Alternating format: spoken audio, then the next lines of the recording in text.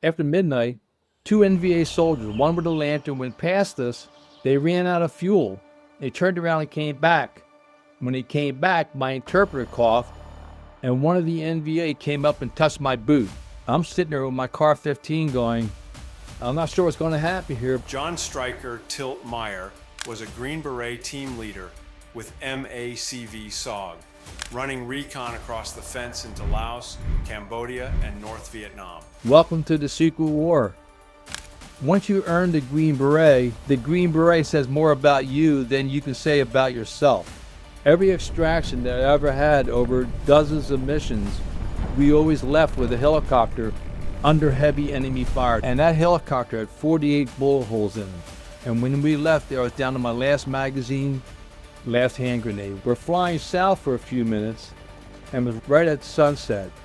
And it was the most beautiful sunset we'd ever seen. And we just sat there looking at each other, smiling because we had survived. First of all, this is my voice. I'm Tim Green, and I have ALS. But this podcast isn't about ALS. I don't want you to feel sorry for me. I don't feel sorry for me. I'm a father of 5, married for over 35 years, a New York Times best-selling author, an NFL first-round pick, and a practicing attorney. This is Nothing Left Unsaid, where my son Troy and I sit down with extraordinary people for raw, honest conversations about life, its toughest trials, and greatest triumphs. My voice in today's episode is powered by 11 Labs.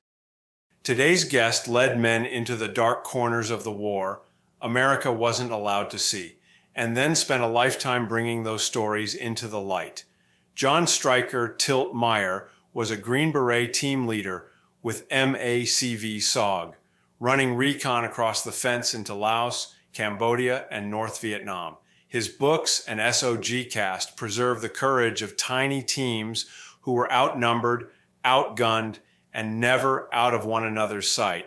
We're going to talk about secrecy and truth, brotherhood and loss, faith under fire, and the duty to honor the fallen by getting the story right. John, thank you for your service and for keeping faith with the men you served beside. Welcome to the show. Thank you. It's an honor to be here. Looking back at the kid from New Jersey and the man who chose the Green Beret, what do you think led you down that path? I flunked out of college, and right after I flunked out, I was working in Yosemite National Park, and my dad said the draft board's going to come for you, and this is 1966. So, right at that time, I read a book, The Green Berets by Robin Moore, and by 1966, the war had been growing, and there had been major battles, major casualties. It was becoming a part of the American newscast every night.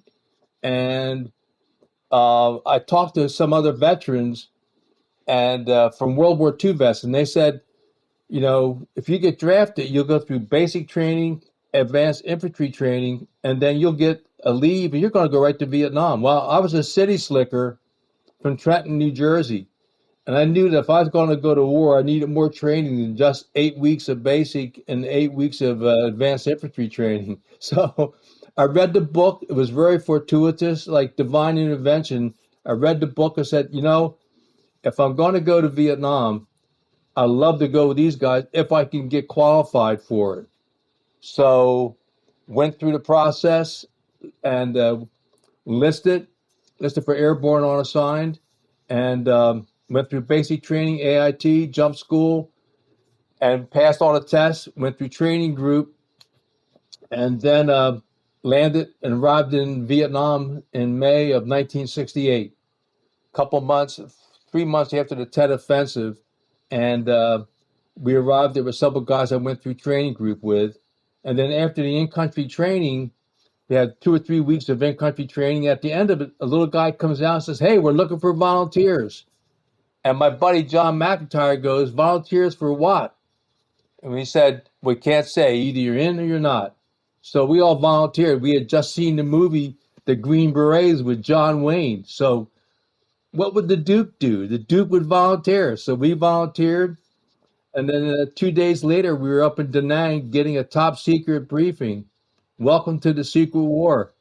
And, we had been students for over a year. So we were in this room, curtains on the windows. They had a curtain over a map or a sheet, something like that. And we're all pulling our notebooks and pads out. And some sergeant major comes out and says, "Put that shit away. This is a top secret briefing. In front of you is an NDA. Read it and sign it. Or if you don't want to sign it, you can leave now. No hard feelings." So we all read it. We signed it. And then once we agreed to it, he said, "Well, welcome to the secret war." They pulled the sheet down and showed us Laos and Cambodia. And on the map, which had all target boxes on it, and South Vietnam had I Corps, 2 Corps, 3 Corps, and 4 Corps. And I was like, oh, okay. Welcome to the secret war. You're going to go across the fence and run missions, top secret missions there.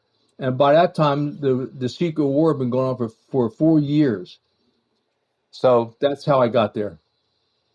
Wow, that's a lot of pressure. On the day you earned the beret, what did it do to your sense of purpose? Well, there's a saying that once you earn the Green Beret says more about you than you can say about yourself. And so after getting through the training, earning the Green Beret, earning the honor to wear it and to serve with those men, I felt a sense of self-pride that I'd never had before, and a purpose that, going to Vietnam, fighting communism, and at that point, didn't know quite what we were getting into, but was very fortunate. When I arrived at my base, I got off the hill myself, Johnny McIntyre, and John Hutchins and we flew up with the South Vietnamese Air Force, which we had never heard about. It was our first time flying with the South Vietnamese Air Force, and they took us up. We got off. A recon team got on the helicopter. And they flew to a top secret mission in Laos and disappeared. And to this day, the 2 Americans, Glenn Lane and Robert Owen, are 2 of the 58 Green Berets that are still listed as missing in action from the secret war in Vietnam. So at that point, in May of '68, there was an instant opening in recon. And that team that got wiped out was Spike Team Idaho. And there was an opening, so I joined that team. Robert Parks was the team leader. Don Wolcombe was the assistant team leader.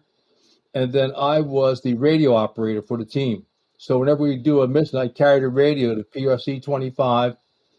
And then within a few days, they introduced us to our South Vietnamese counterparts. And it was really interesting. And that was the beginning. We started training up as a new team. And then that was the first of 19 months in the secret war for me. So, you signed a 20-year silence. Can you explain what that was, and how did that secrecy weigh on a young soldier's shoulders? Yeah, it was very serious. We read it, and then after we read it and we signed it, the sergeant major says, "Remember, you can't talk about it. You can't talk to your mother, your girlfriend, anybody, because if you do, and we find out about it, you could be prosecuted federally, and that would include going to jail with a conviction." And many years later, when I did the book Across the Fence, to show you how serious the government was, my father came to me and said, I've read your book, and now I can understand why they would come by and pick up our trash. And there was a big black guy who would come by, because I lived in Trenton, New Jersey at the time, and they picked up the trash on Monday, Wednesdays, and Fridays. And Dad said this black guy would come by and pick up our trash every once in a while. And Dad got a job in the post office, and he saw the guy down there over time, and he worked with the FBI. So they were serious about the NDAs. They picked up my trash literally to see if I or my family members said anything about the secret war.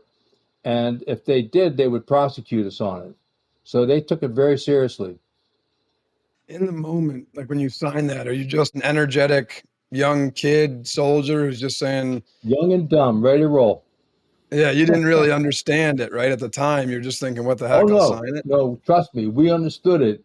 I mean, even to this day, when I speak publicly, like right now, when I'm talking to you and your dad, it's like, there's always that little hesitancy because in the back of my mind, the NDA warning was still there.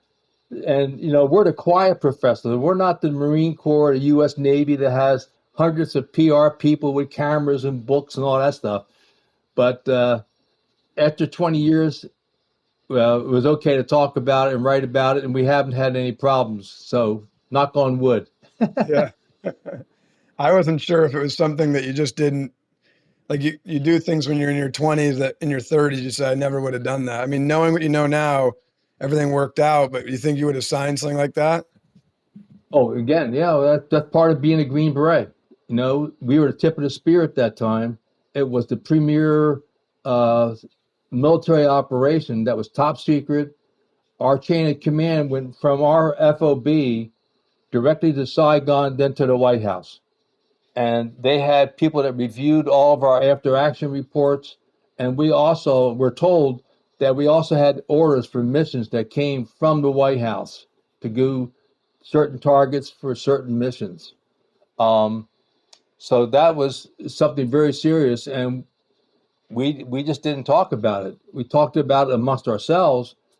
But even there, everything was so compartmentalized. I mean, there were times when I would do a target, come back and do an after action report, and then later another team would go into the target, and then we would talk years later and say, remember that target? And I said, well, yeah, I was there. And they go, oh, I wish I had known that because you could have told us about, this problem or whatever it was, or vice versa. We had one mission where the pictures on my second book were getting inspected prior to a mission that was scheduled to go deep into northern Laos. And 25 years later at a reunion, a guy comes up to me who I served with in Vietnam at CCN. He goes, what was that mission you guys were going on? So I explained to him, we're going to go to Mugia Pass, which was a checkpoint, a choke point up in Laos where the trails came down for the Ho Chi Minh Trail. And he goes, oh, that mission, they tried to get me to do it. I told them no way. It was a suicide mission. I said, well, I wish you had told me that. So that's how deep the being separate, not talking to each other sometimes went. And years later, I mean, we wouldn't talk about it to anybody. Girlfriends, mom or dad, at dinner table would be like, what'd you do in Vietnam? Well, we were really busy there. We had good South Vietnamese that pass the corn, please, and get on with the general topic. Well, let's have that dinner table conversation. Bring us inside one mission, 1 minute when you weren't sure you were going to make it out, and what turned the tide. Well, we had one mission where in November of 1968, we had lost several teams, and they really wanted to get a team into a target in Laos. So in the morning, we would go into a primary target, get shot out by the enemy, go to the secondary, and then to the alternate. And that happened like 2 or 3 days in a row. In the morning, get shot out of 3 targets, go back, have lunch, get in the helicopters, go back, get shot out. This happened a couple of times. And then on the third day, in the afternoon, it was cloudy, but we got inserted into a target. And I got the team online. We moved up the hill. We came across a huge trail, crossed it. We put in a wiretap, and we had an ambush set up so that, and the NVA, the North Vietnamese Army, didn't know we were there. So we set up the ambush, and they're taking pictures of the NVA going down the trail. They had the weapons on their shoulders. It was a perfect mission. But we're in triple canopy jungle. So triple canopy could be anywhere from 100 to 150 feet above us. You really don't know what the weather's like. So later, our Fort air controller, codenamed Covey, came back, and it was my old team leader who was the Covey writer. I gave him the code. We can have a POW. I'll capture him. I'll meet you back at the LZ in 1 hour. He goes, no, stop, do nothing. Don't fart, don't do anything. I'm at 10,000 feet. I can't see the mountain you're on, let alone get you a helicopter in to pick you up. Right about that time, the enemy activity on the trail got more active. We could hear tanks starting up above us. So, make a long story short, we pulled in the ambush. We moved deep into the night. They came after us with dogs, dozens of dogs and hundreds of men with lanterns that all are coming up the mountain looking for us. And we got into a little creek, went up the creek at night, finally set up our rest overnight spot, and I was facing that creek. Well, that night, around after midnight, two NVA soldiers, one with a lantern, went past us. They ran out of fuel. They turned around and came back. When they came back, my interpreter coughed, and one of the NVA came up and touched my boot. He just crawled up the mountain, that little creek side there. I'm sitting there with my car 15 going, I'm not sure what's going to happen here, but anyways, he touched my boot. I could hear him catch his breath. And he turned around. He only moved when the wind blew. So he went back down the hill. And the next morning, we moved out. And so in answer to your question, the afternoon, after we had climbed that mountain all day, we took a quick break because our point man came into contact. He visually saw Laotian woodcutters, but they had no weapons. And when they saw us, they didn't take any hostile action. We took a quick break, but we had to get to the top of that mountain. We were all worn out because we had been hiking up that mountain all day. So it's around 3 or 4 o'clock in the afternoon. We went to stand up, and I was really tired. All I wanted to do was lie down and take a nap. I went to stand up. My foot slipped. I fell, landed on my face, tried to get up again, landed again on my face, and I was just lying there going, all I want to do is to turn over and have a nap. But I knew if I did that, that would be the wrong thing. And my whole team was looking at me. So I was the team leader then for Spike Team Idaho. That moment in time was one where I really wasn't sure what was going to happen. We knew they couldn't come get us with the helicopters. And Spider Parks told us, get to the mountain, set up a security, and stay there until the weather breaks. Because if you make enemy contact, we can't come and get you. You'll be on your own.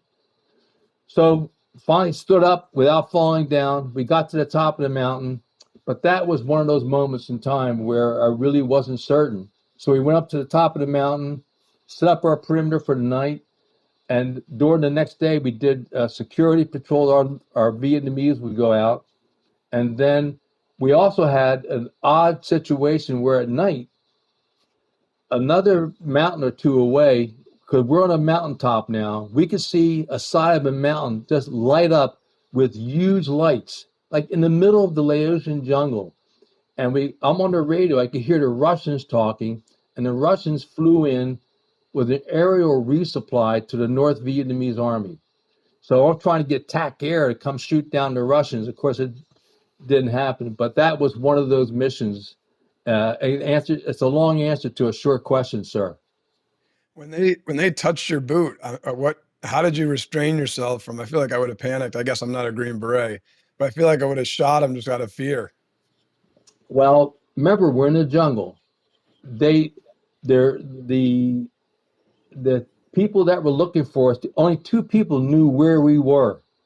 And we were so far up the mountain, I knew that for him to get back without a lantern, to tell his command people that by the time he got back, we would be heading out up the mountain. And if they came for us, we would have top of the mountaintop with claymore mines, etc., where we could defend ourselves. And we hit our trail. Whenever we would move in the jungle, the tail gunner would always cover our tracks so that anybody who's trying to find us, they couldn't. And when we left, anything that came into our perimeter where we had stayed that night, we put down powdered mace and black pepper. So the dogs hit it with their noses would not be effective in tracking us in the next day. So if we had fired around, then all their compadres down the hill, their fellow communists, would know where we were. So the option was, I kept the gun on him, and he quietly moved down the mountain. He only moved when the wind blew. They left at first light, man. We packed up and we hit the road heading up that mountain. So just one of those moments, it's kind of like, well, if he moved quickly, it would have been a different story, but he didn't. He was cool and calm in his own way. Wow, one sudden movement, and your life would have gone down a completely different path. John, your teams were often 5 or 6 against hundreds. What's the truest sentence you know about courage when the math says you shouldn't win? Well, we were very fortunate. The Vietnamese we had on our team were very good in the jungle. And when we rebuilt Idaho, Sal, who was the Vietnamese counterpart on the team, he'd been running missions for 2.5 years. Hep, our interpreter, had been running missions for 2 years. And we had Phuc, who'd been running missions for a year. And we built the team around them. We hired more South Vietnamese. Me and Don Wolken came on the team. Spider Parks had been on Idaho. He had been promoted to run his own team. And then when Idaho got wiped out, they made him the team leader. So we knew that we were compromised at times, and we knew that the enemy would come for us. But we also had TAC Air.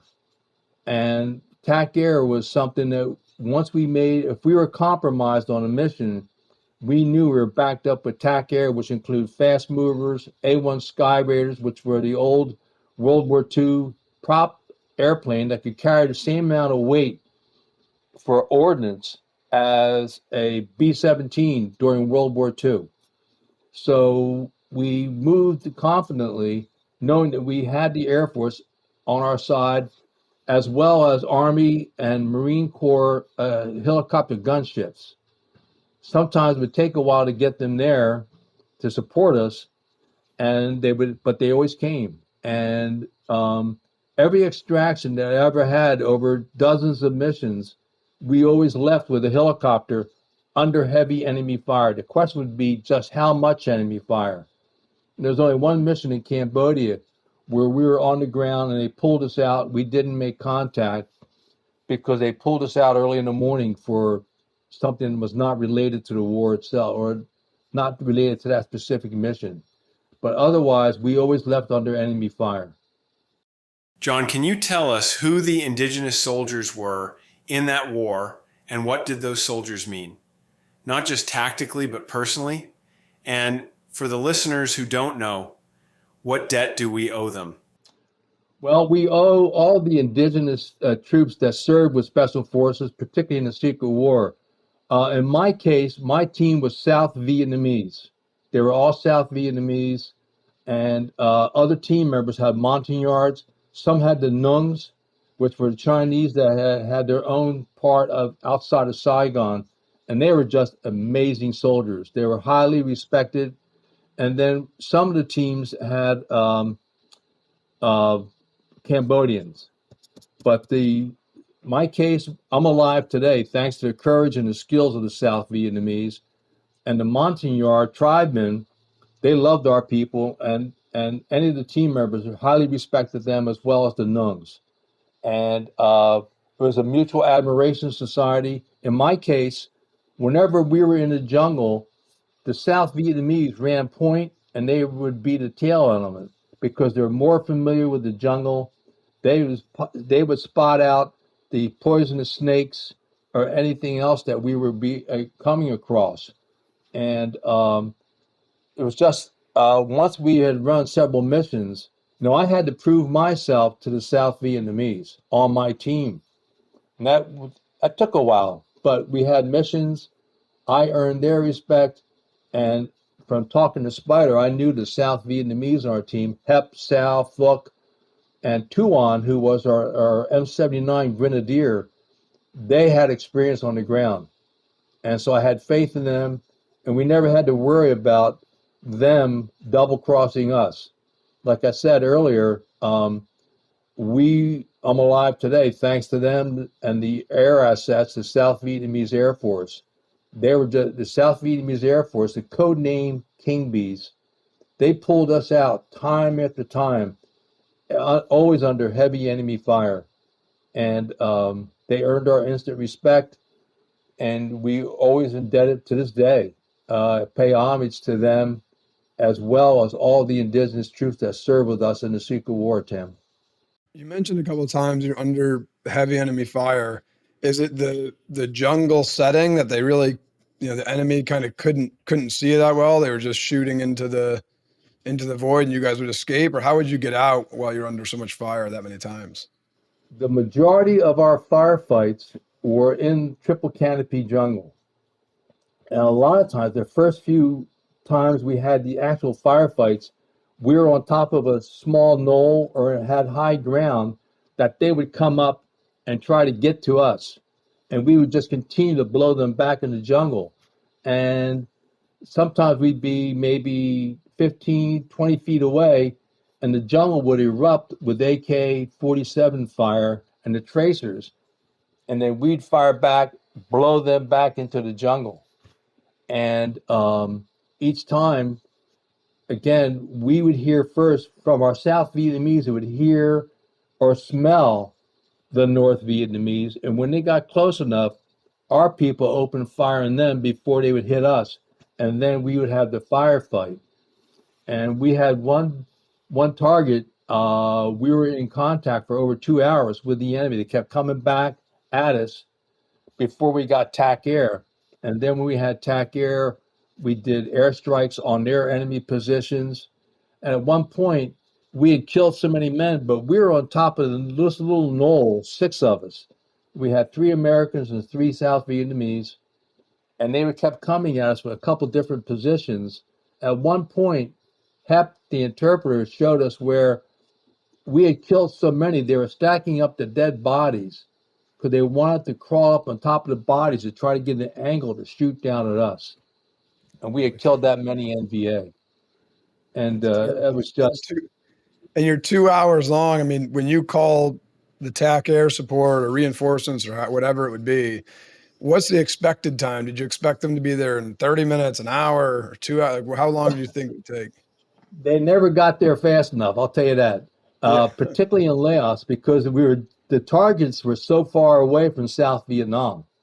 And if we were compromised and made enemy contact, we would declare what they called a prairie fire emergency. When that happened, any air assets that were within 100 miles or so, they would come and defend our position. That would be Phantom jets. That would be mostly Air Force, but then again, Marine Corps. And sometimes we had helicopter gunships. So we had amazing coverage. Had the 101st Airborne. We had the judge and executioner from the 176th at the Marical Division, as well as 1st Cav over different missions and different times. And then we always had the South Vietnamese helicopters that would come take us into the mission, but more importantly, they would come back. So on that one mission where we were in contact for over 2 hours before they got there with TAC air, at the end of that 4 hours, the helicopter with Captain Tin hovered for 10 minutes. And that helicopter had 48 bullet holes in it. And when we left there, I was down to my last magazine, last hand grenade when he got pulled out. Were you trying to ration your ammo and grenades when they were pushing? Because did you think they were going to push for 2 hours long? Or do you always have to ration in case the fight goes long? Like you mentioned, you're down to your last clip. I mean, we're always aware of ammo, how much we had gone through. In the beginning, they hit us so hard, but they could only get so many men. And we would just blow them back into the jungle. They would come back, we'd blow them back. And then after a while, the intensity would vary. And plus they would come up the hill from our right or to the left. And again, on the left, they would come out of the jungle. On the right, there was a hill where we could see them, but I didn't see too many. But Fook, who was our point man, on one occasion, I'm shooting at the enemy coming up the hill, and he was killing the NVA soldiers that were pointing their AKs at me. And it was just, if he had waited another few seconds, they would have killed me. But that's a classic example of Fook, our point man, taking care of the bad guys coming up the mountain on my right, because I was so focused on straight ahead. Thankfully, he was observant enough to see that. The stories are so crazy. Yeah, and we have some of our other guys like Lynn Black and Dick Thompson who have stories that are just completely insane. You know, I always talk about their stories because Lynn Black went in with a 9-man team and they got ambushed because they had an inexperienced team leader that walked them into an ambush. And they had a firefight all day. And Lynn lost 3 people on his team, which was Spike Team Alabama. And many years later, they tried to go back to find the American. And Lynn talked to the North Vietnamese officer who ambushed his team that day. And he had 50 men that ambushed the recon team, and they were in contact all day. And after so that he talked to this, now he was a general. And the general said, we had 10,000 NVA that day. And between the recon team, the attack air, and the helicopter gunships, you inflicted 90% casualties on our 10,000 man division. And Lynn was like complaining, well, we lost 3 guys. But that NVA general said, well, it was a bad day for us. We, like I said, 90% casualties, that's 9,000, either wounded, killed, or missing in action. And that's just one of our missions. That was just like Lynn Black. And that was just amazing story. But they came out as hard that day. And there, Lynn, at one point, they were stacking up their bodies, the dead NVA soldiers. And when they ran out of bullets, they got the NVA's AK-47s and used their weapons against the NVA. Helicopters, King Bees, air support. What did trust look like between ground and sky when seconds decided lives?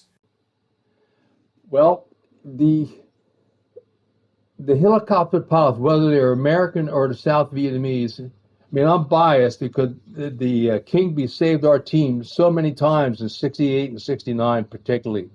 And yes, in answer to your question, sometimes it would be just a matter of seconds. Like on Christmas Day, we had been on a target. We got inserted, made enemy contact. We came back, and we were on a little knoll that had elephant grass growing. And on the west and to the south, it was too steep, and even to the northwest. And we had gone off that knoll to the east, made contact, came back to the knoll, and we had on and off contact with the NVA, and they started a fire with the elephant grass, and the fire was coming up the mountain, and we were trying to blow it back with C4. And so all of us had singed eyebrows, singed hair, burnt from the fire that was coming up the mountain. And again, to answer your question, here's a classic example. At the last second, Captain Tuong, the King Bee pilot, flying the H-34, flew down the mountain, and he landed on our little knoll, and that the prop wash literally held back the flames. We jumped on the helicopter, and then he lifted off. But when he lifted off, all the flames just went all over where we had been seconds earlier. And that's just one classic example of seconds. Had he waited another minute or two, we would have been literally crispy critters ourselves. And that was Christmas 1968. It's a good Christmas present. Yeah, no kidding. Yeah, that's some Merry Christmas. John, many veterans talk about the quiet after the mission. What did your quiet sound like, and how did it change over time? Sometimes, even during a firefight, some of the initial firefights we had, everybody would be blazing away on full automatic. And then all of a sudden, there would be this silence, and all you heard were men slamming, emptying the magazines, empty magazines, and slamming in the full magazines. And then we'd be back into the firefight. But, you know, your adrenaline is pumping so fast that a portion of a second feels like a minute or drags into several minutes long when you're going through that. And so you hear that silence where everybody's changing their magazines. But the silence afterward, the most memorable silence would be on the helicopter after being extracted. And like on that mission, we were down to our last hand grenade where Captain Tin hovered for 10 minutes, took 48 bullet holes. When we finally lifted off, we're flying south for a few minutes, and it was right at sunset. And it was the most beautiful sunset we'd ever seen. And we just sat there looking at each other, smiling because we had survived. They came at us with hundreds of NVA. And that quiet, just a helicopter whirling, taking us back to safety, that's the kind of moment of silence where every time we got pulled out, there would be that first, we make sure everybody's okay. And then it would be enjoying the thought that, hey, we escaped another day from the claws of the North Vietnamese army. And we're thankful for it. In this case, we get back to FOB1.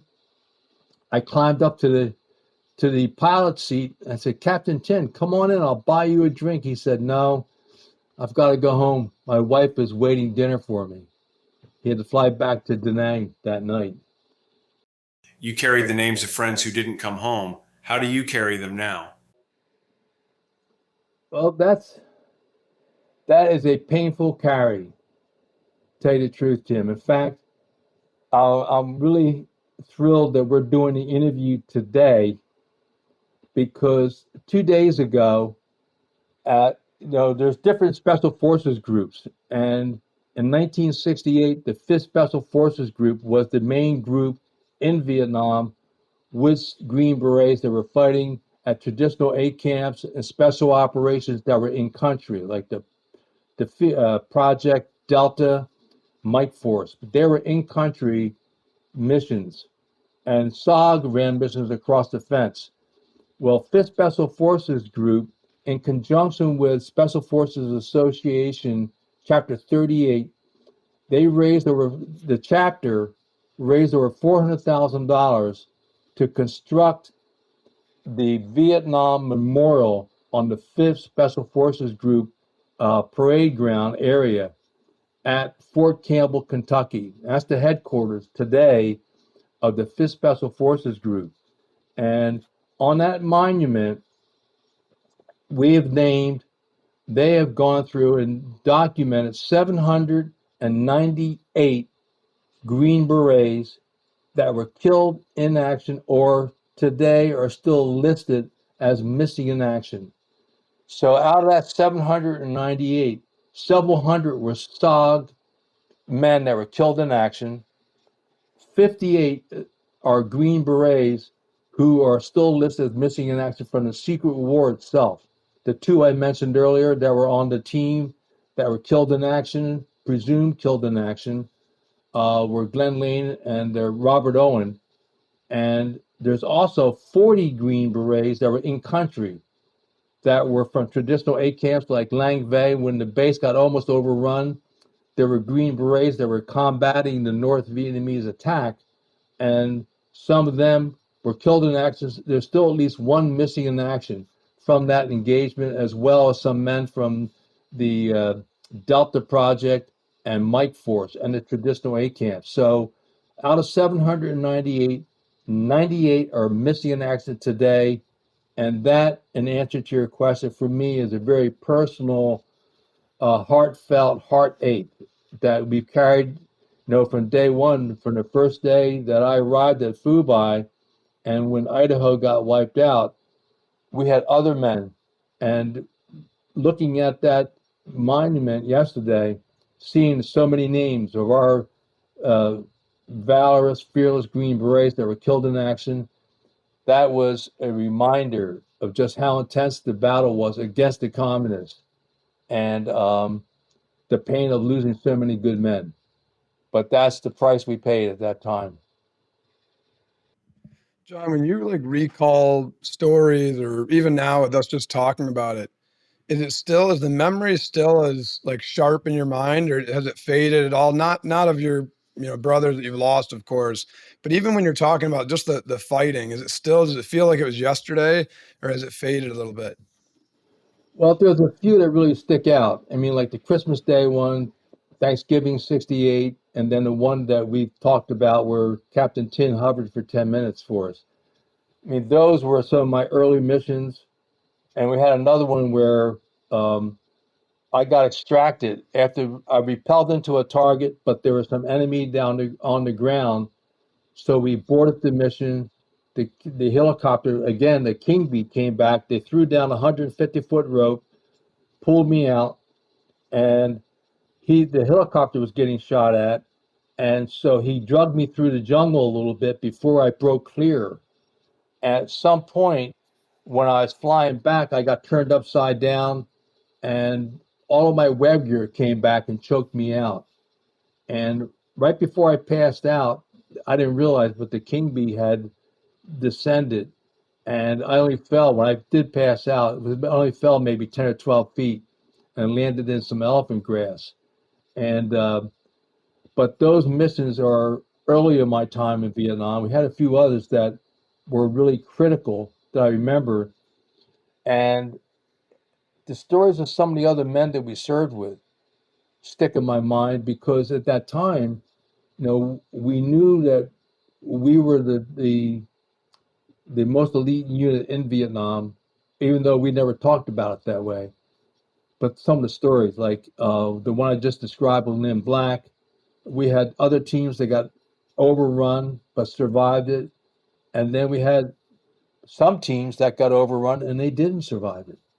And there, to this day, the Americans as well as the South Vietnamese will be missing for action, and their families will never get their remains to come back. So that part of it sticks. And so some of the missions that were so close personally, and then some of the other ones of our friends, our comrades in arms, that stick in my mind quite vividly. And over the years, I've been very fortunate because I try not to take it to bed, When it's time to go to sleep, I try to get a good night's sleep out of it. Because some of our guys, they, like the Frenchman, Doug Letourneau, who I served with, he had nightmares that would wake up right up to the day he died in July of 2019 that would haunt him. In the middle of the night, he would just wake up flailing. He had just so close with the enemy. And so I've been very fortunate that way.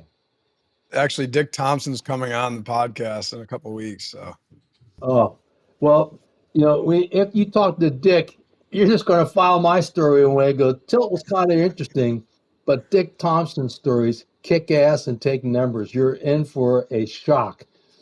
And I'm telling you, Tim, you better hang on for that interview because he's got stories that are amazing. We had the privilege of serving together at Fubai in '68, and he came in there, a young lieutenant, and I knew he ran recon, but again, we never talked to each other. Sometimes he would talk to, like when we would all talk to our senior NCOs, men that had experience at the clubhouse. We'd come back to talk about the missions with the senior guys and anybody else that had a mission. And Henry and I never had a connection like that, but I knew him and I knew who he served with, and he served with a gentleman named Eldon Bargewell. We were all E4s together, and Eldon was a career officer. He stayed there for almost 40 years, and we were E4s in '68. He retired as a two-star general, and during the war in Iraq, he was the officer in charge of all spec ops in Iraq. And so Dick was his first team leader. And we all knew Eldon was serious. We called Eldon serious. Well, Eldon said Dick Thompson was crazy. So that is the you can't get a better compliment than that. I was already excited about it, but now I'm really looking forward to it. John, I have more of a personal question for you. Have you ever had a time of adversity that caused you to lean into your faith in God, whatever that may be? I am Christian, and Jesus himself said, "Judge not, lest ye be judged." I ask because I would have gone mad when I received my ALS diagnosis. My faith saved me because I found my true purpose for being here, to glorify God. Where was your faith most tested in those jungles? Well, first of all, God bless you and your courage and your faith that you stood by you so strongly, Tim. That's just an amazing story in and of itself. In my case, that mission we talked about earlier, and a few others where to this day, we never quite understood how we got out alive. Um, but in my mind, it was always divine intervention somewhere that intervened on our behalf for our team. And there were times when we were under attack, but you're so busy reacting, you don't sit there and think about it in the sense of the Christian experience. But afterwards, after surviving it, and then like there was one mission where I had a radio antenna that had been shot off. And it's just like that was so close, but in the middle of the battle you don't realize it. But during that time there, um, my mindset was we're here to do a job, to try to do it the best we can, and absolutely divine intervention saved my city slicker butt on many occasions that I wasn't even aware of, but always grateful for. And years upon reflection, that thought remains in my mind. And when we had personal crises years later, the first thought was, well, today there's no NVA firing at us. And the Lord got me through that. And whatever I'm up against, whether it's a divorce or some kind of a family issue or a family loss, we knew that there was a reason for it, and that we, as mere mortals, would not or might not understand why things would happen, such as we lost our son in a car accident in 2020, which impacts us to this day, every day. But deep down inside, we have to feel and believe there's a reason for it, and we have faith in that. And so that's a long answer to a short question, sir.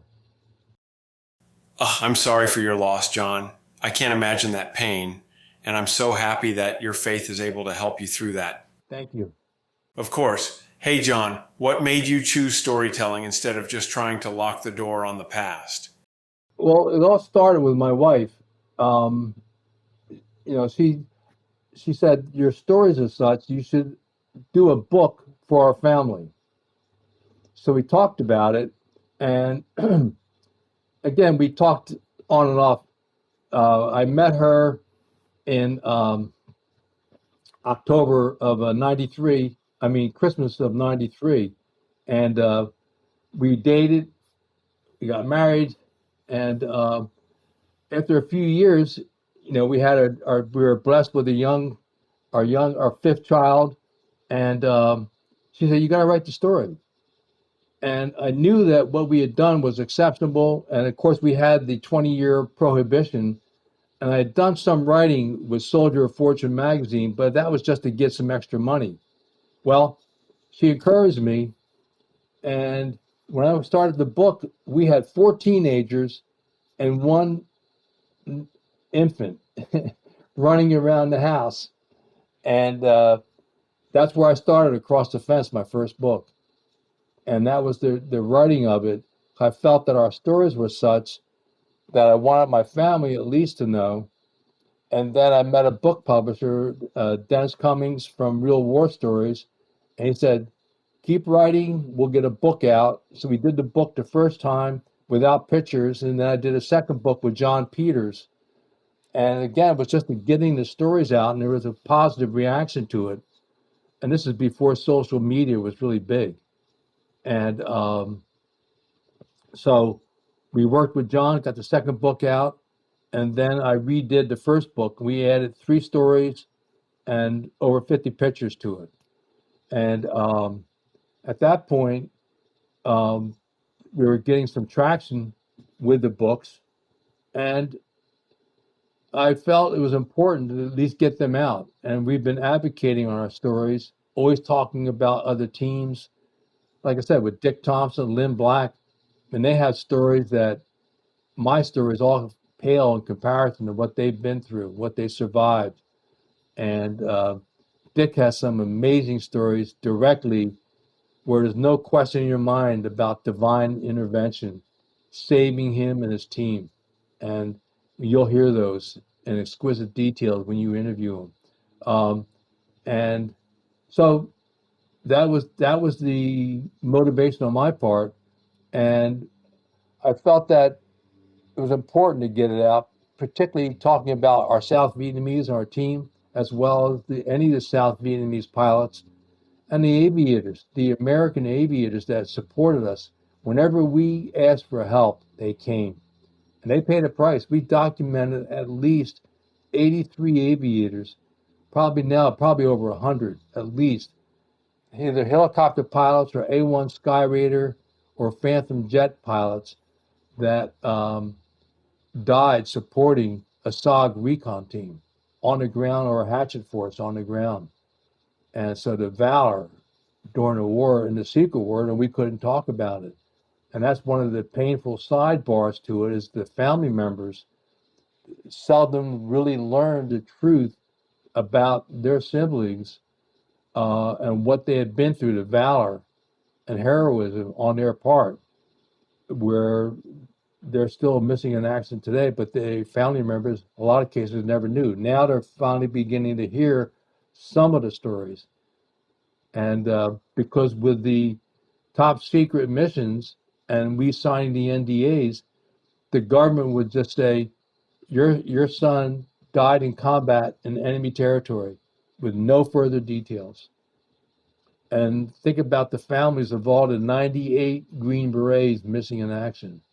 I mean, today there are still 1,566 Americans that are officially listed as missing in action, bodies not returned from Southeast Asia, whether it's Cambodia, Vietnam, Laos, North Vietnam.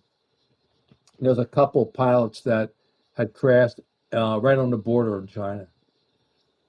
So that's one of the painful, heartfelt aspects of the secret war, as well as the regular missing in action men and women. John, when you started telling your story, did it get popular right away, or did it kind of slowly build up over time? It's been a slow buildup over time, without complaints. I mean, um,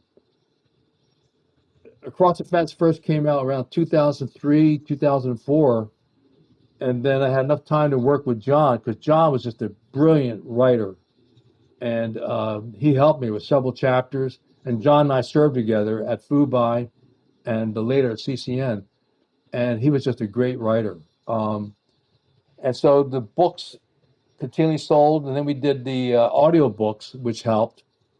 And then in 2019, June 2019, I did a first interview with Jocko Willink, I Jocko was going to ask podcast about number that. 180. And Yeah. then he said, "Oh, you come back, we'll do 181." So I came back, we did that one. And after 181, I drove home and I pulled into the Albertsons parking lot, and Jocko called me and said, "Hey," he said, "the next speaker that I want to bring in, he just canceled. Would you mind coming back?" I said, "Is the Pope Catholic?" "No, I'll be back." So I went back for a third one. So that was 182. And then in July, we interviewed myself with the Frenchman, Doug Letourneau, and that was 186. And everything changed. I wasn't that familiar with the podcasting format because I was working for a nonprofit run by a Green Beret, helping veterans get affordable housing in Orange County in California. And it was just amazing. Then the book sales took off.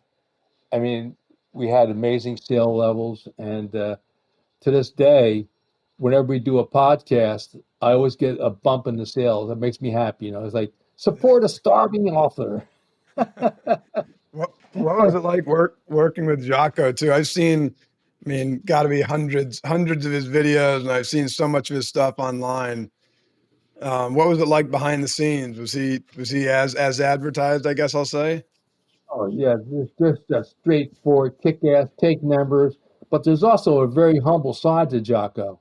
And, and people forget that he was an English major, and he's done some podcasts like his Jocko podcast 15. He talks about King Henry VIII and the speech that Shakespeare wrote about, "Ye, my comrades in arms, today I'd fight with you, and I'd It's just phenomenal. And he has great depth of readership and understanding, as well as doing all of his martial arts and the Yeah. jujitsu. I mean, I don't know how many dads get out in the jujitsu mat with their daughter, but he's out there, man.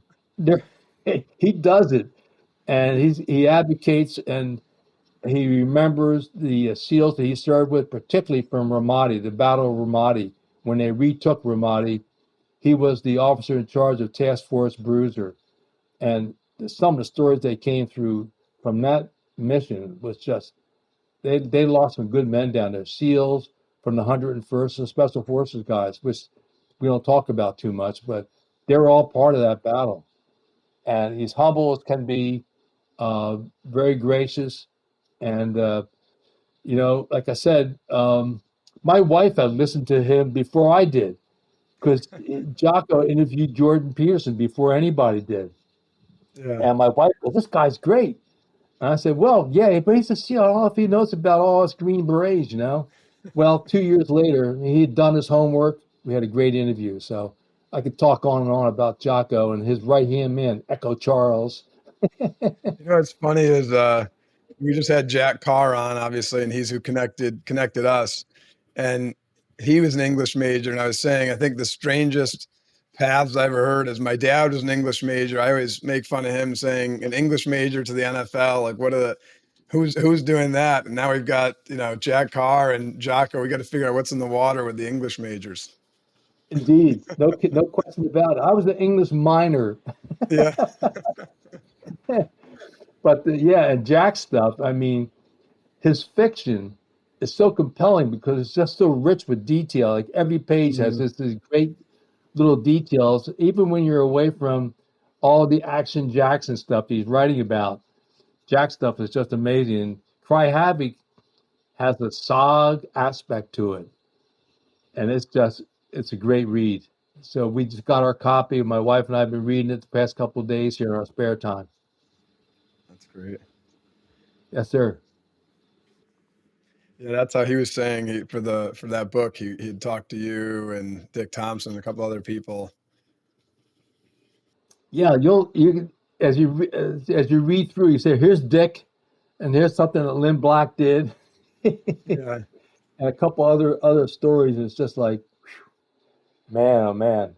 But it's good reading. I mean, just it's a page turner. You don't put it down. Plus, he has all the insight into the GRU and all the nasty Russian intelligence folks. Good stuff. Absolutely. Operation names, tactics, sources. How do you decide what belongs on the record and what must stay between brothers? Now that we're 50 plus years past it, we talk about most of the operational things. Um, but back in the day, um, anything that we learned from our intel, it would stay within the unit, and then you had to have a need to know. So there would be target folders for each target that we go into.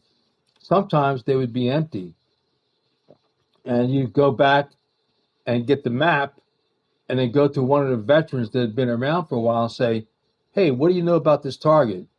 And then they would give us some of the insights about enemy activity, anti-aircraft, because one of the constants that we're up against was our helicopter pilots always had to worry about anti-aircraft artillery, weapons that could shoot down helicopters. I mean, they've had a couple of Vietnam stories where we've lost over, during the war, the whole war was over 3,000 helicopters and the men therein. So some guys would live through it, others would not. And so any intel that we had for any target would be something that would be stay very closely guarded. And we also knew that we were compromised. And even there, we would take some precautions against that, and we would report it to headquarters saying some things are happening where we know and feel that we are compromised, and we wish somebody would investigate this. And we never had a clear answer on that. So, does that answer the question? It does. John, I'm curious from your vantage point, what threads connect today's special forces to your generation? There's a lineage that goes back to the first Green Berets were formed in 1952. We call them the Special Forces Originals. And I had the honor of working with one, Richard Simonian, who's now 93 years old. And so in answer to your question, the originals were the first. They were out the door in 52. They fought the Cold War, then Vietnam, Laos, and some others. Then we had MAC-V SOG, where our guys stood on the shoulders of the originals. And what I tell every subsequent Green Beret generation after us is that they stand on our shoulders and they continue to raise the bar. And they've had missions that to this day they can't talk about. And we have Green Beret teams around the world today in over 70, maybe close to 80 different countries. A lot of times working with Indigenous people, helping them to learn how to live a better life, to defend themselves. And that's one of our missions. And so the direct correlation is I've met these men. I've been, in fact, last month I attended a Green Beret graduation, Green Beret class number 340. And these young men were just outstanding. It reaffirms our faith in America that these men stepping forward, they're smarter than we were. They have more tactics. They have more options and equipment to use than us. And they're just amazing. And so that is the lineage. Continues to improve and grow.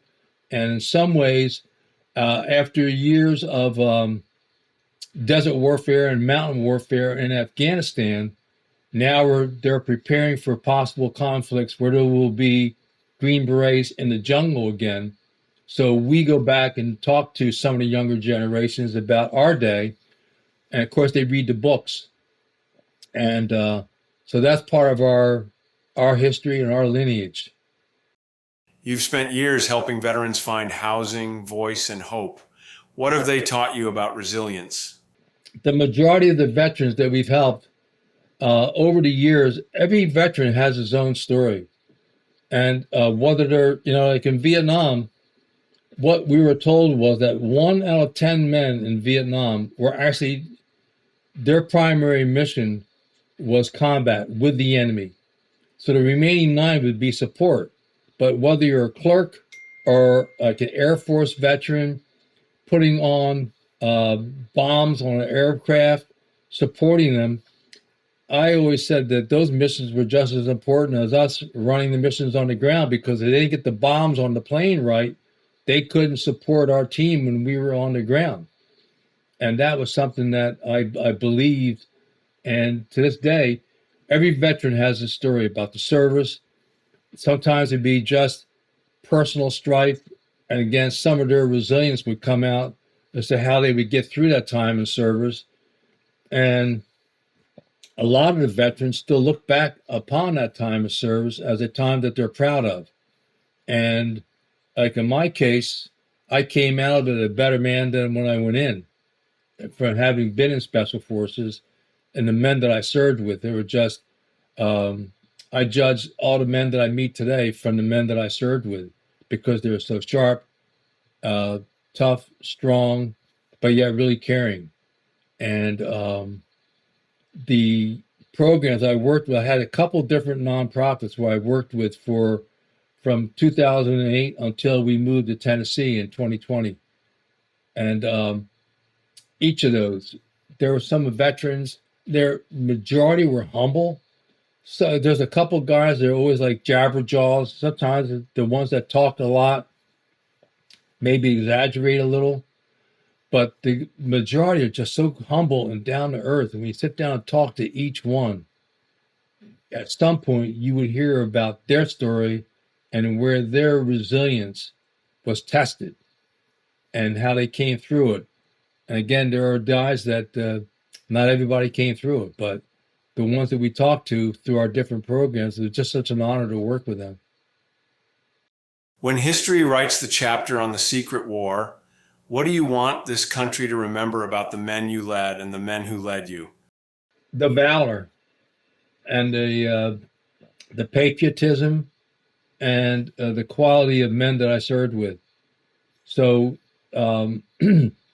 we all knew that the secret war was deadly, and they continued to run the mission the best they could. And that was the valor part of it. And the men always would be, the Green Berets particularly, would always be thinking out of the box, trying to find a way to improve tactics, to how to better run missions. And we never stopped talking or thinking about it. And that was always a key component to it. John, one of the things that I don't know if people will ever be able to understand as civilians, non-military people will ever understand, the title of your episode with Jocko in 2019 is "We Came to Die." That's something that I don't know if I'll say personally, I can't even like wrap my head around that. And I don't know if other, non-military people could. Do you think that kind of mentality, I guess, can you talk a little bit more about what that was about? And do you think that mentality is still around today? Oh, it is. It's a different form today, but you're speaking about on August 23rd, 1968, at FOB 4 in Da Nang. After a year of planning, NVA and Viet Cong sappers trained to infiltrate, and we had heard reports about sappers.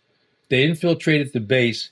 They did it on a night with no moon, and that battle began in the morning, early morning hours of August 23rd. We had 16 Green Berets that were killed in action. Many were wounded. We lost a lot of good Indigenous personnel that night. And the NVA and the Viet Cong that came in, they all had bandanas. And on it was written that saying, "We came to die." And, Jocko, in one of his, he used those words in one of his public appearances where he said he was startled by that and at first admired it. But then when he thought about it more over time, he said, as an American, we came to win, and we weren't there to die. We wanted to win both on the battlefield and win the hearts and minds of those that we're working with. And today, sadly, most Americans, particularly civilians, and even some of our military leaders, I think, fail to understand the history of the Islamic enemy that we're up against. I mean, ever since like 636, there's been an effort by certain factions. I won't say all Muslims, but there's been Islamic factions that want to dominate the world. They do it through fear and intimidation. And there's efforts that are going on. There's podcasts now by Sarah Adams and others that are talking more and more about it. And there's been a recent release talking about the potential of attacks in America, where thanks to the illegal alien infiltration of our country the last 4 years, where millions of people come in, there are terrorists that have infiltrated into our country. They've set up terrorist cells, according to men and women that know about this. And the only question is whether or not there someday will be an attack in America like that we witnessed October 7th in Israel in 2023. That's my major concern today. And there are people that get paid a lot more than I do and that are familiar with how these enemy work. And they're working with the Chinese, and they're working with other anti-American factions that are out there. And it's of great concern. And I wish that our government would be doing more to be frank to the Americans.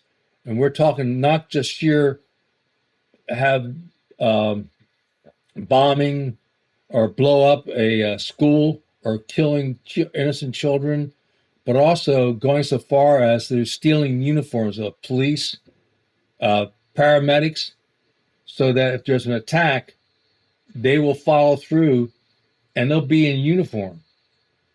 And the people, and this was happened on October 7th in 23. And these are some of the reports that have not been made to the public. And I wish they would be more knowledgeable explaining that. So that's a long answer to your short question. Yeah, that's scary.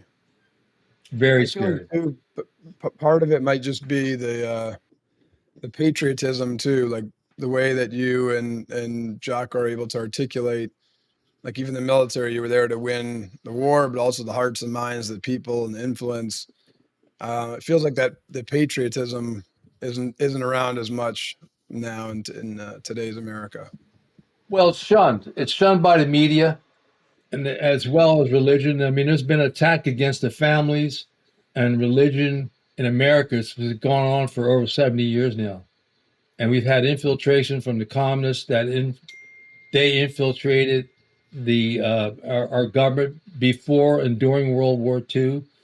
And there's been other impacts with the anti-war riots. The communists were involved in funding some of that. And even today, when you see these attacks against our ICE officers, there's things going on behind the scenes.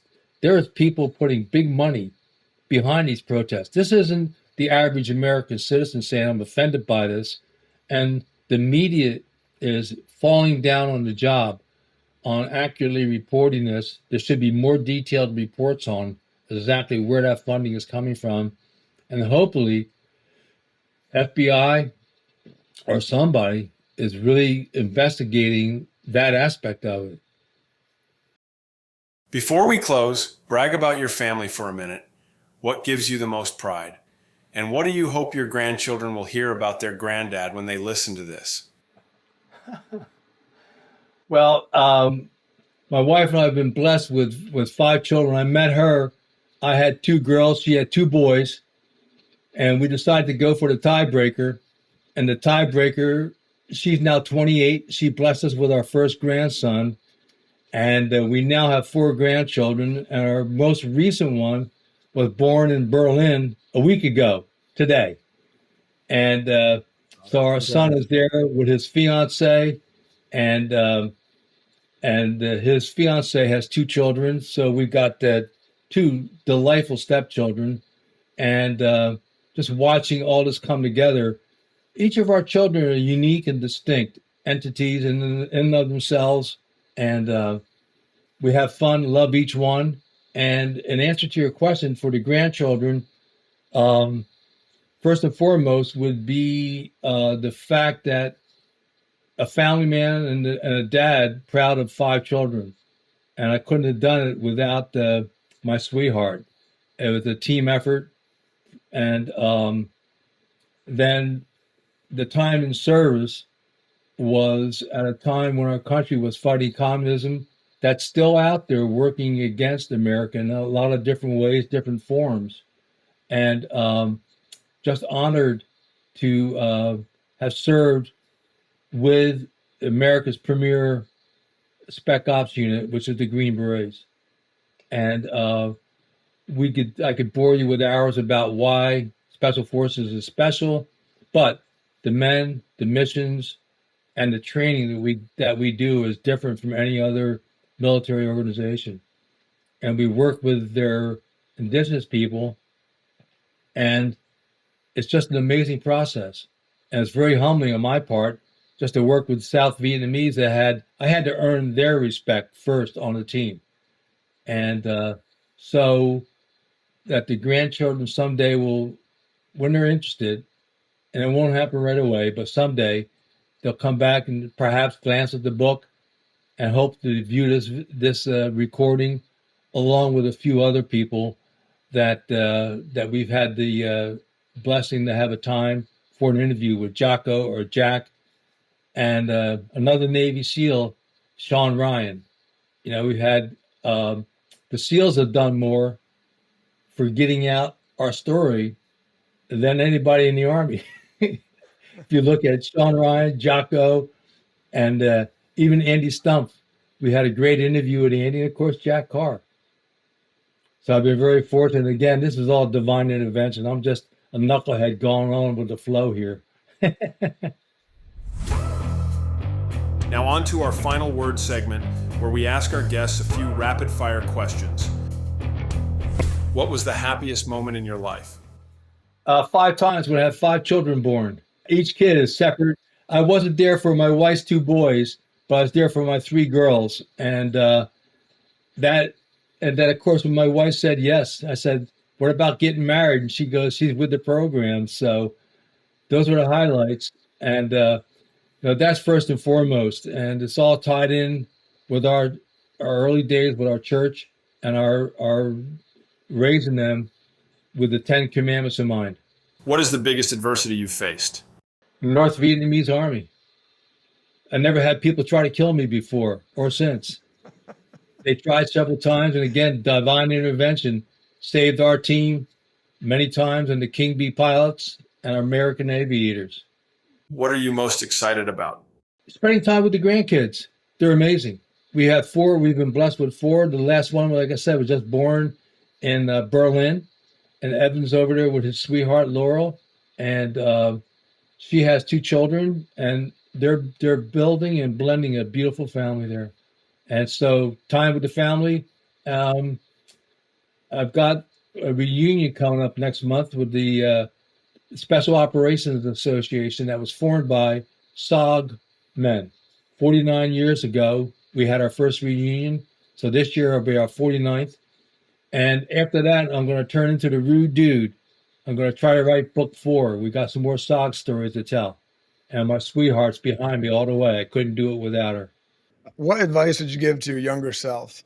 Learn how to listen better and look for people that know what they're talking about and to stay away from the prolific bullshitters that are out there. That's a good one. That's a hard lesson to learn, but yeah. Here's a good opportunity to don't be afraid to plug your book. Do you have any book recommendations for us or for the listeners? Well, I tell you what, Dick Thompson's book, SOG, Codename Dynamite, book 1 and book 2, when we're all dead and gone, we're pushing up daisies somewhere. Those books are going to come back right alongside of Lynn Maurice Black Jr. His book is WTF and Whiskey Tango Foxtrot. And then somewhere along, you can put mine in there, but those are just great books. Nick Brockhausen, Dave Maurer, The Dying Place. And my books are Across the Fence, On the Ground, and then SOG Chronicles, which documented the Operation Tailwind in 1970, September 11th to the 14th. We had a 136-man element with Green Berets and our Indigenous troops that hit the NVA and hurt them deep in Laos. And Gary Mike Rose earned the Medal of Honor for that mission, which President Trump awarded to Gary Mike Rose on October 23rd, 2017 at the White House. We were there for that moment. The name of our podcast is Nothing Left Unsaid. Do you have anything you want to say? God bless America, and I hope that Americans really become more cognizant of what's going on with our country today. And it's after seeing what's happened to Charlie Kirk and the reaction, the negative reaction and the responses, I think this is a reflection. Again, it's divine intervention. Let our country know how many people are so darkly twisted that need a little love and learn about the Lord and forgiveness and loving thy neighbor, as opposed to trying to grow and hate each other. Yeah. We need more love, that's for sure. Amen. John, thank you for Walking Point then and for Walking Point now, so the truth doesn't get lost. You reminded us that courage can be quiet, that brotherhood survives the jungle and the years, and that telling the story is a duty of love Thank you for joining us today, and thank you again for your service. May God bless you and your family. Well, thank you, Tim. I do have to give you one correction. I never ran point in Vietnam. My South Vietnamese ran point because they were better in the jungle. In fact, when I first got introduced to the team, Sal, the Vietnamese team leader, looked at me and he said to the interpreter, he's too tall, his feet are too big, and he looks stupid. So I had to earn his respect. But Sal ran point, and I'm alive today thanks to my quote, little people, a term of endearment. They ran point, and they were able to get us back. But thank you for that. I appreciate it. John, I'm going to sneak one more question in because this is how we got to meet you. It's Is this the last?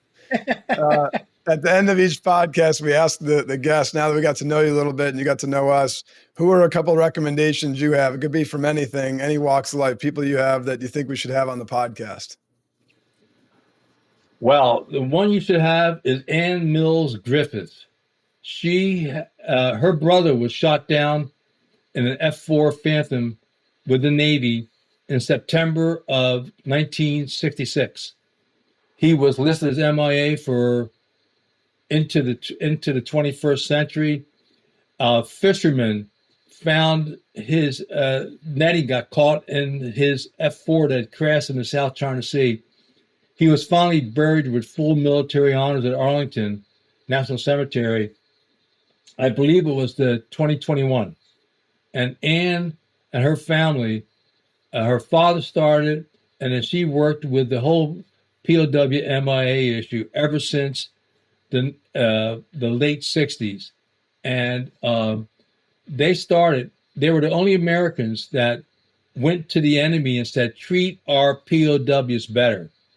And then after our POWs came home, they formed a National League of POW MIA families. And Ann's been the executive director of that for close to 50 years now.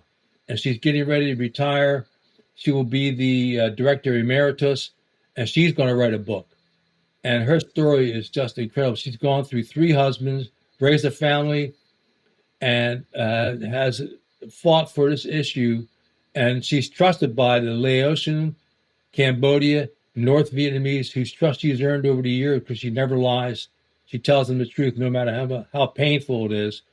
And oftentimes finds herself fighting more with our American government than with the communists to try to help bring home our missing in action. Yeah, that's a great one. Awesome, John. Thanks so much. Right at the top of the list. And thank you for your service. Like my dad said, really appreciate it. And thank you for the time today. This was awesome. My honor, and thank you. And your dad, Tim, your story is amazing. I admire your courage and your strength. And you ask good questions on top of it. So it's been a delightful experience on my part. Thank you. If you enjoyed today's episode, consider supporting the podcast for free by subscribing on your favorite podcast platform, leaving a review, and sharing it with your friends. Your support means the world to us. This episode of Nothing Left Unsaid is brought to you by 11 Labs.